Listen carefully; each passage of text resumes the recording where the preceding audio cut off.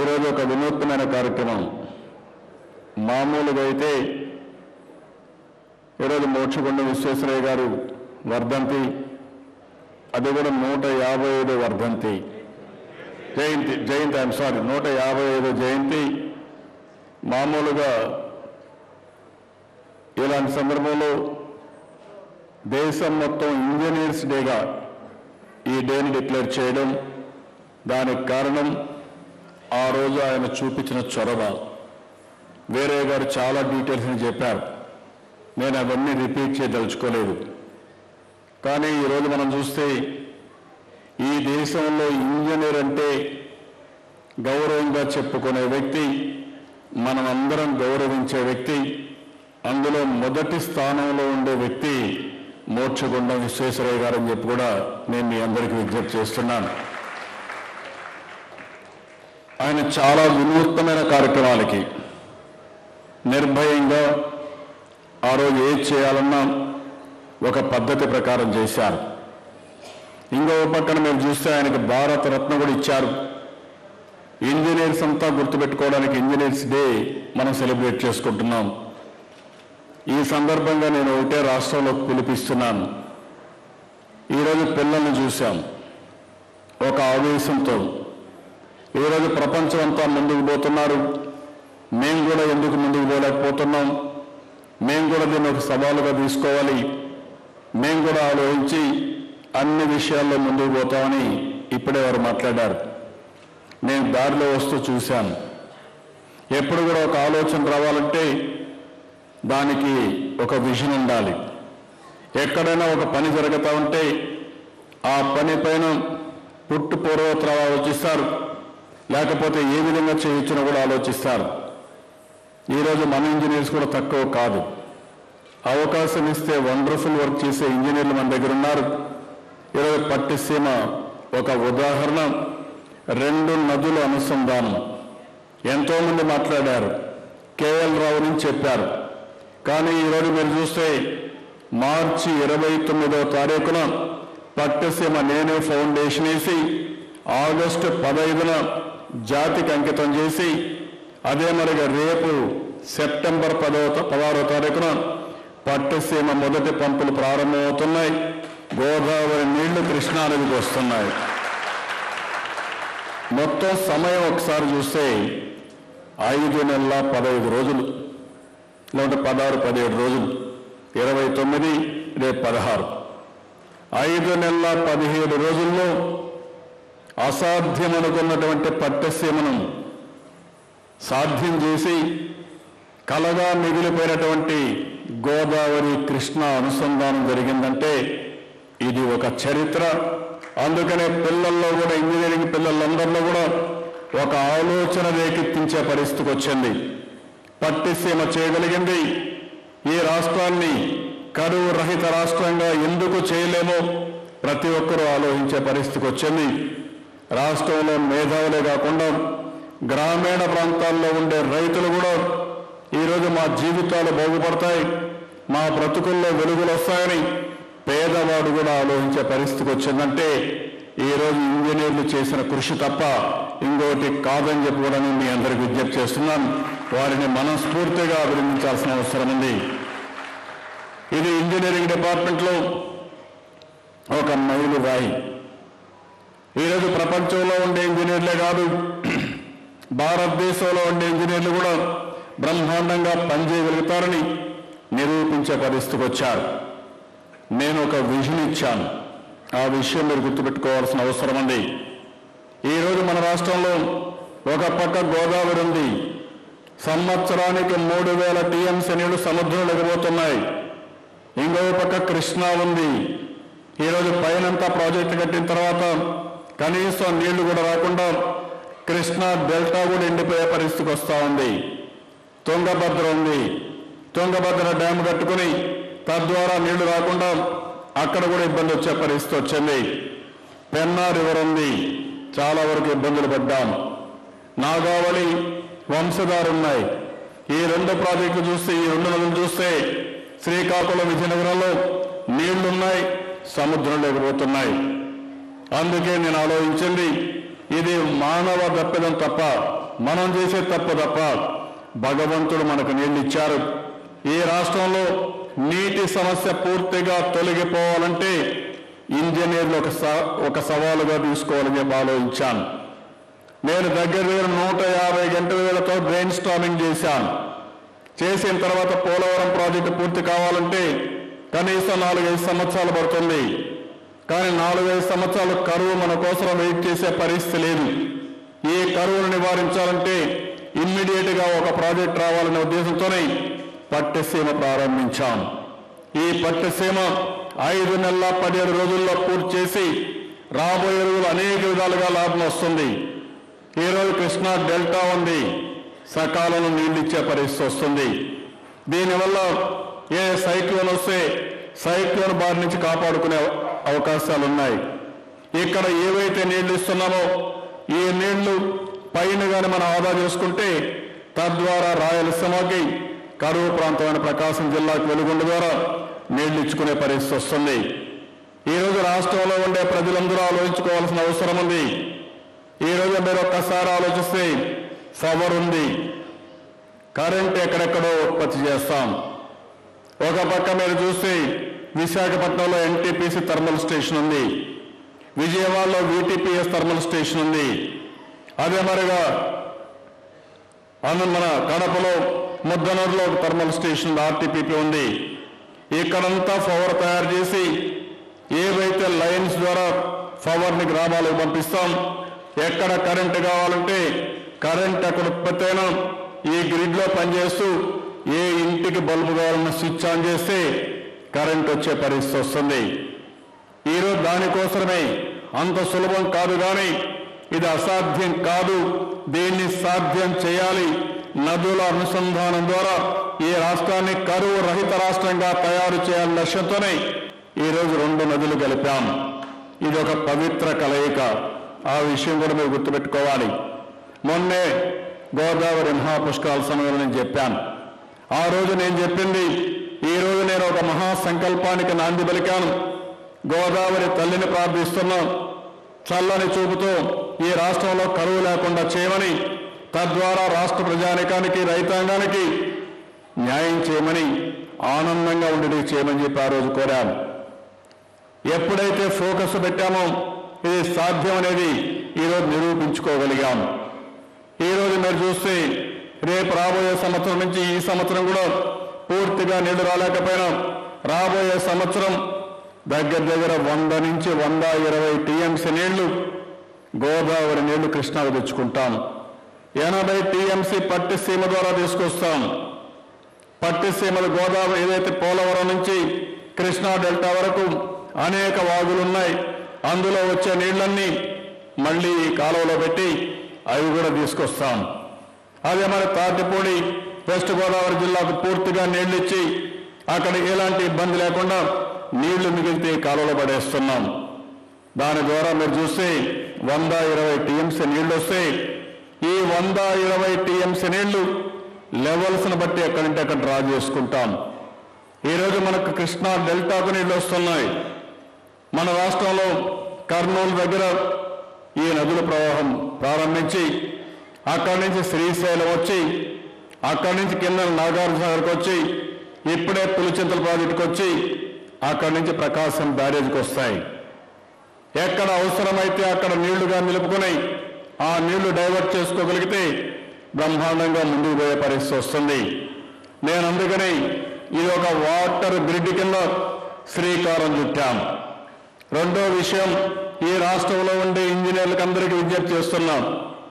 ఒక్క ఇరిగేషన్లోనే కాదు, ఇంకొక పక్క రాజధానిలో కూడా, ఒక్క రాజధానే కాదు, ఇంజనీరింగ్ స్కిల్స్ అన్నిట్లో మీ ప్రతిభ మీరు చూపించాల్సిన అవసరం ఉంది. పిల్లలందరినీ కోరుతున్నా, స్టూడెంట్స్ అందరినీ కోరుతున్నాం, మీరు కూడా ఒక సవాలుగా తీసుకోవాలి. ఈరోజు మీరు ఒక మాట మాట్లాడారు, సింగపూర్ అవసరమా, చైనా అవసరమా, జపాన్ అవసరమా, మనం కూడా ఆ దేశాలతో సమానంగా తయారు కాలేమని మీరు అడిగారు. ఇది అసాధ్యమేం కాదు, ఇది సాధ్యం. అది సాధ్యం కావాలంటే మనకంటే మెరుగ్గా చేసేవాళ్ళు ఏ విధంగా చేస్తున్నారు అవి కూడా మనం ఆలోచించుకుని అధ్యయనం చేసి అవన్నీ కూడా ప్రాక్టీస్ చేసి దానికంటే మెరుగైన విధానాన్ని అవలంబించి వారికంటే ముందు పోవాలని, ప్రపంచంలోనే నెంబర్ 1 స్థానంలో ఆంధ్రప్రదేశ్ ఉండాలనేది నా ఆలోచన. ఇది అసాధ్యం కాదు, సాధ్యం. ఆ సాధ్యాన్ని మనం కూడా ఆలోచించుకొని ముందుకు పోవాలి. మీరు ఒకసారి చూస్తే మా ఇంజనీర్లు అన్నారు, నేను పట్టిసీమ మాట్లాడితే ఇది సాధ్యమా సార్ అన్నారు. అవుతుందా అన్నారు. నేను ఒకే మాట చెప్పాను, ఒక మనిషి ఆలోచిస్తే ఒక విజన్ పెట్టుకుని దానిపైన దృష్టి పెట్టి ఫోకస్ అప్రోచ్ చేస్తే ఇది సాధ్యం. మీకు ఎంత డబ్బులు కావాలంటే డబ్బులు ఇవ్వడానికి సిద్ధంగా ఉన్నాం, మనుషులు కావాలంటే మనుషులు ఇవ్వడానికి సిద్ధంగా ఉన్నాం. ఈరోజు మిషనరీ ఉంది, టెక్నాలజీ ఉంది. ఇది పూర్తి చేసే బాధ్యత మీరు తీసుకోవాలని ధైర్యం చెప్తే బ్రహ్మాండంగా పనిచేసి అసాధ్యాన్ని సాధ్యం చేసిన ఇంజనీర్ని మరొక్కసారి మనస్ఫూర్తిగా అభినందిస్తున్నానని చెప్పి కూడా నేను మీకు తెలియజేస్తున్నాను. 550 ప్రొక్లైన్లు పెట్టారు, 1200, 1400 టిప్పర్లు పెట్టారు.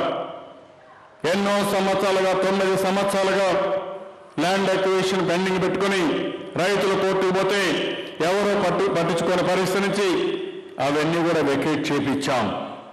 ఒకే రోజు 700 కోట్ల రూపాయలు రైతులకు ల్యాండ్ అక్విజిషన్ కాంపెన్సేషన్ పే చేసి తద్వారా వారు కూడా ఆనందంగా ఉండే విధంగా చేసి ఆ ల్యాండ్ తీసుకున్నాం.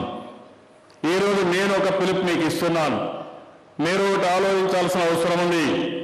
ఇప్పుడు నేను చెప్పిన నదులన్నీ ఉన్నాయి.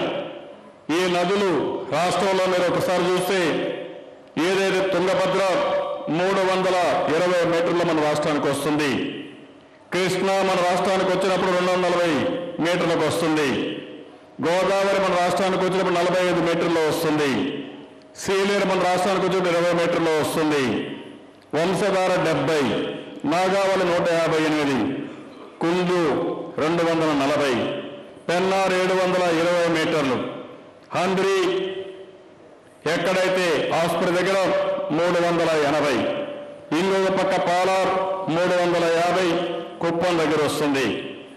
అదే సమయంలో మీరు చూస్తే శ్రీకాకుళం 100 మీటర్ల నుంచి 10 మీటర్లు, అంటే సముద్ర తీరానికి 10 మీటర్ల నుంచి 100 మీటర్ల వరకు ఉంటుంది.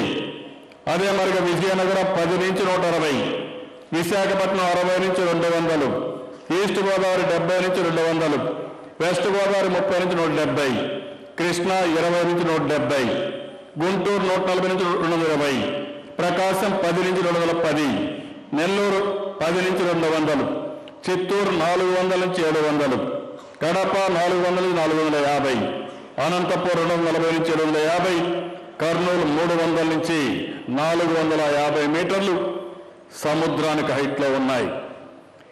నదులున్నాయి. వివిధ ప్రాంతాల్లో ఏ ఎత్తుల్లో డీటెయిల్స్ అని ఇస్తున్నా మీకు. ఇవన్నీ మీకు దొరుకుతాయి. నా ఆలోచన ఒకటే, ఇక్కడుండే ఇంజనీర్ల యొక్క మైండ్లన్నిటికీ మీ యొక్క మెదడుకు పదును పెట్టాలి. ప్రతి ఒక్క వ్యక్తి ఒక విశ్వేశ్వరయ్యగా తయారు కావాలి. ప్రతి ఒక్క వ్యక్తి ఒక కేఎల్ రావుగా తయారు కావాలి. ప్రతి ఒక్క ఇంజనీర్ ఒక శివరామకృష్ణయ్యగా తయారై ఈ రాష్ట్రంలో 100% కరువు నివారించే వరకు, నీటి ఎద్దడి లేకుండా చేసే వరకు మీరు ఆలోచన చేయాల్సిన అవసరం ఉందని చెప్పి కూడా మీకు విజ్ఞప్తి చేస్తున్నాను. దీన్ని ఒక సవాలుగా తీసుకోవాల్సిన అవసరం ఉంది. రేపు నేను ప్రారంభించిన తర్వాత ఒక 15 రోజులు 20 రోజులు అన్ని యూనివర్సిటీలు, అన్ని ఇంజనీరింగ్ కాలేజీల్లో, అన్ని గ్రామాల్లో చర్చిద్దాం. నీళ్లు ఎక్కడి నుంచి వస్తాయి, మీ గ్రామానికి వర్షపు నీరు ఎంత వస్తూ ఉంది, ఆ వర్షపు నీరుని ఎంతవరకు భూగర్భ జలాలుగా మార్చుకుంటున్నారు, మీకు వర్షపు నీరు ఎంత వస్తుంది, ఎంత వినియోగిస్తున్నారు, మీకు చాలకపోతే ఎక్కడి నుంచి నీళ్లు వస్తుంది, వచ్చిన నీటిని ఎక్కడ నిల్వ చేసుకుంటారు, వర్షం పడినప్పుడు ఆ నీరు వదిలిపెట్టుకుని వర్షం రానప్పుడు బాధపడకంటే ఒక ప్రణాళిక వేసుకుని తద్వారా వర్షపు నీటిని భూగర్భ జలాలుగా పెంచుకుని నదులు అనుసంధానం చేసుకుని నీటిని సద్వినియోగం చేసుకుంటూ వాటర్ మేనేజ్మెంట్ ద్వారా ముందుకు పోగలిగితే నాకు ఏమాత్రం అనుమానం లేదు, శాశ్వతంగా కరువు అనే మాటే ఉండదు. కరువు మనం చూస్తే భయపడుతుందని చెప్పి కూడా నేను మీకు తెలియజేస్తున్నాను. దానికి ఒక శ్రీకారం చుట్టాలి. ప్రతి ఒక్కరు కూడా ఆలోచించాలి. అదే కాకుండా కాస్ట్ ఎఫెక్టివ్గా ఉండాలి, తక్కువ ఖర్చుతో అనుసంధానం కావాలి. ఈరోజు గోదావరి నీళ్లు కృష్ణాకి తీసుకొచ్చాం. ఒక చిన్న లిఫ్ట్ పెట్టిన దానివల్ల రైట్ మెయిన్ కనుక వినాలంటే ఏదైతే పోలవరం కుడి కాలువకు ఆ నీళ్లు పెట్టాం, గ్రావిటీతో ఆ నీళ్లంతా కూడా ప్రకాశం బ్యారేజ్కి వచ్చాయి. ఇక్కడి నుంచి శ్రీశైలం నీళ్లు తీసుకుపోవాలంటే కష్టం అవుతుంది.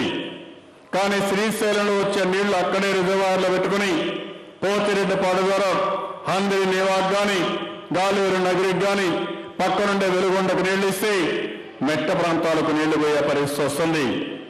అదే మరి హంద్రి నేవా నుంచి అతి ఎత్తు ప్రాంతం నుంచి ఒక లిఫ్ట్ పెట్టి మెట్ట ప్రాంతాలకు నీళ్లు ఇస్తే తక్కువ ఖర్చుతో అవి కూడా పూర్తయ్యే పరిస్థితి వస్తుంది. ఈరోజు మనకు చెరువులు ఉన్నాయి.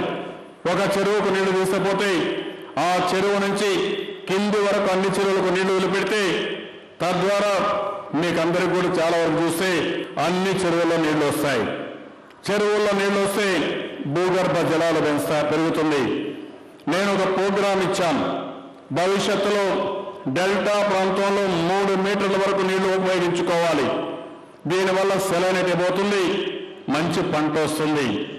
మెట్ట ప్రాంతాల్లో 8 మీటర్ల లోపల నీళ్లు ఉపయోగించుకోవాలి.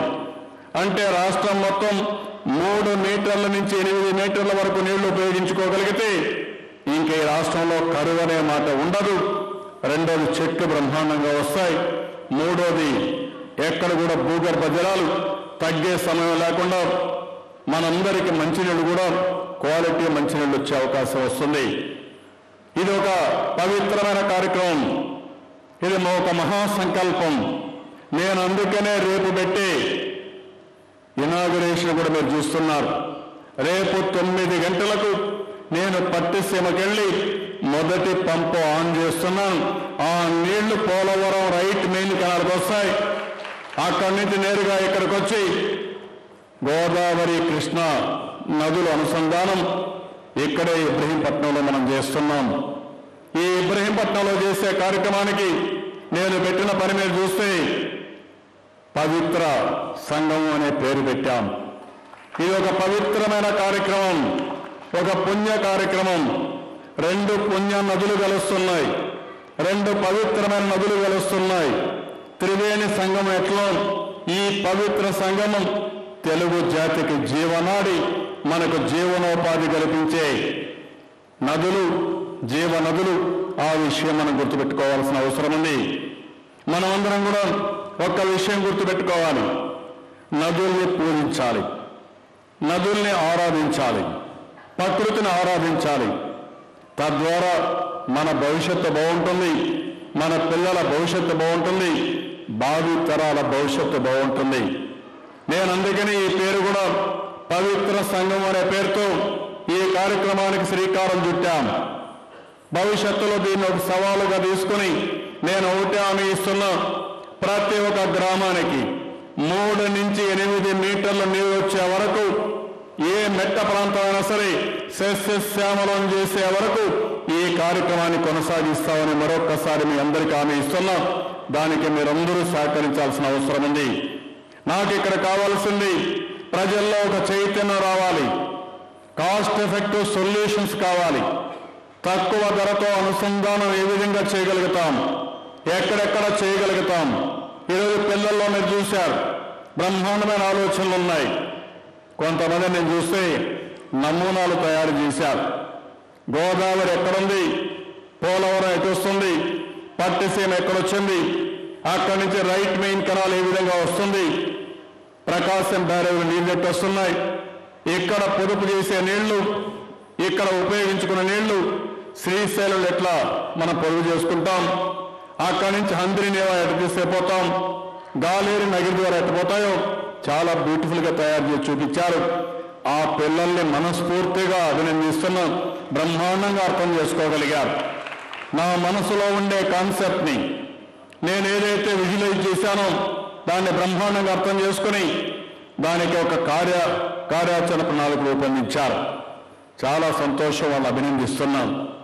రెండో విషయం కూడా నేను ఇక్కడ ఇంజనీర్స్ అందరినీ ఒకటే కోరుతున్నాను. ఈరోజు మన రాజధాని అమరావతి. ఇలాంటి సందర్భంలో ఈ విషయం కూడా మీకు చెప్పాల్సిన అవసరం ఉంది. అమరావతి భారతదేశంలోని బ్రహ్మాండమైన రాజధానిగా ప్రపంచం మొత్తం చర్చించే విధంగా గొప్పగా చెప్పుకునే విధంగా ఒక రాజధాని నిర్మాణం చేస్తాం. దాంట్లో ఏమాత్రం అనుమానం లేదని చెప్పి కూడా నేను మీకు తెలియజేసుకుంటున్నాను. ప్రతి ఒక్క ఇంజనీర్ ఆలోచించాలి. కొంచెం వాళ్ళు ఇచ్చారు. ప్రతి ఒక్క ఇంజనీర్ ఆలోచించాలి. ప్రతి ఒక్క సాధారణమైన వ్యక్తి ఆలోచించాలి. మనం ఒక ఇల్లు కట్టుకుంటాం. ఇల్లు కట్టుకున్నప్పుడు మనం అందరం ఆలోచించి నేను ఒక మంచి ఇల్లు కట్టుకున్నానని ఆనందంగా గౌరవంగా బతకడం కోసం ముందుకు పోతాం.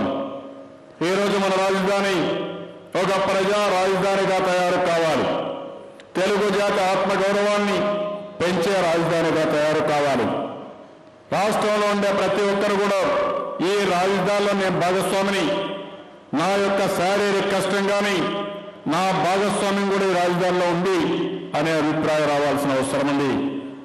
ఈరోజు మన రాజధాని విషయం మీరు చూస్తే దేశంలో ఎక్కడ కూడా ఇలాంటి రాజధాని వచ్చే అవకాశాలు లేవు. కృష్ణా నది, ఈరోజు గోదావరి నదీ జలాలు వస్తున్నాయి. రెండు నదులు ఇక్కడ కలుస్తున్నాయి. ఎప్పుడు కూడా మీరు చూస్తే దేశంలో ఎక్కడైనా ఒక రివర్ వెళుతుంది. లండన్లో ఒక రివర్ వెళుతుంది, ప్యారిస్లో ఇంకొక రివర్ వెళుతుంది, గౌహతిలో బ్రహ్మపుత్ర వెళుతుంది. కానీ మన దగ్గర చూస్తే గోదావరి ఈ యొక్క రాజధానిలో వెళ్ళడమే కాకుండా ఈరోజు ఇంకో పక్క మనం చూసినప్పుడు ప్రకాశం బ్యారేజ్ ద్వారా దగ్గర ఒక 7 కిలోమీటర్ల నీళ్లు ఉంటాయి. ఇప్పుడే పిల్లలు ఇంకొక బ్యారేజ్ కూడా పెట్టి ఈ బ్యారేజ్ వల్ల ఇంకొక 5-6 కిలోమీటర్ల నీళ్లు ఉంటాయి. దగ్గర 2.5-3 టీఎంసీ నీళ్లు మిగులుతాయని చెప్పారు. ఈ సంవత్సరమే ఏదైతే పూడికుందో ఇసుకుందో అవన్నీ కూడా క్లియర్ చేయమని చెప్పి ఆదేశాలు ఇచ్చాం. ఆ పని కూడా చేస్తున్నాం.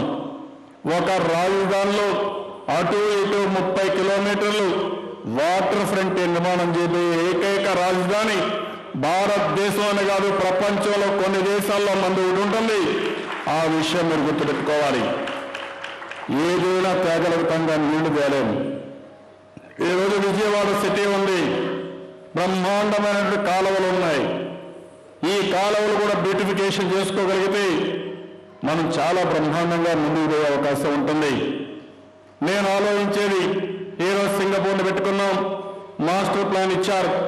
చాలా మంది చైనా కంపెనీలు వస్తున్నాయి.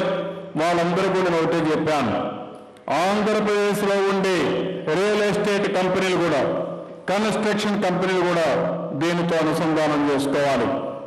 ఒకప్పుడు మన దగ్గర చాలా మంది కాంట్రాక్టర్ లేకపోతే ఇండస్ట్రీస్ తక్కువ ఉంటే ఆ రోజు కంబైన్ ఆంధ్రప్రదేశ్లో నేనే పెద్ద ఎత్తున ఎంటర్ప్రెన్యూర్స్ని ప్రమోట్ చేశాను.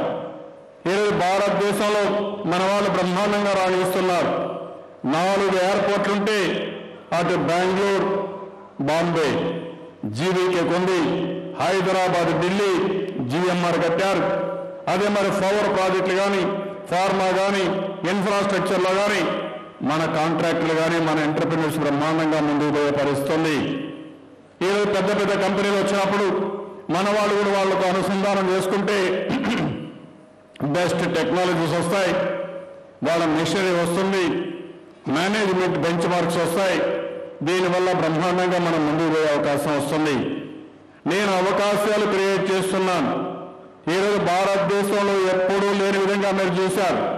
నిన్ననే మన రాష్ట్రం సంవత్సరం 3 నెలలు అయింది. అనేక ఇబ్బందులు ఉన్నాయి. రాజధాని లేదు, 2 ప్రాంతాల నుంచి ఆఫీసులు రన్ చేసే పరిస్థితి. అయినా కూడా ఈజ్ ఆఫ్ డూయింగ్ బిజినెస్ లో గుజరాత్ తర్వాత మనమే 2వ స్థానంలో ఉన్నామంటే అది తెలుగుదేశం ప్రభుత్వం సాధించిన విజయం. మనకు వాళ్ళకు 1% డిఫరెన్స్ ఉంది అభివృద్ధిలో కానీ, అదే మరి ఈజ్ ఆఫ్ డూయింగ్ బిజినెస్ కానీ, ఆదాయంలో కానీ అన్ని పనుల్లో మనం సమర్థవంతంగా చేసుకునే పరిస్థితి వచ్చింది.